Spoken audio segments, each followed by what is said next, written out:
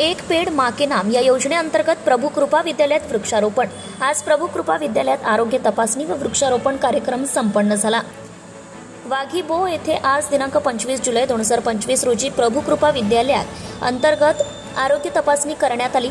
यावेळी doctor Ravindra Raut, doctor प्रतिभा बकाड madam यांनी विद्यार्थ्यांची तपासणी करून किरकोळ आजारी विद्यार्थ्यांस औषध उपचार केले। आजारी विद्यार्थ्यांस बोरी येथील ग्रामीण रुग्णालयात बोलावण्यात आले। तसेच आरोग्य तपासणीचे औचित्य साधून एक पेड़ माँ के नाम अंतर्गत वृक्षारोपणाचा कार्यक्रम पार पडला।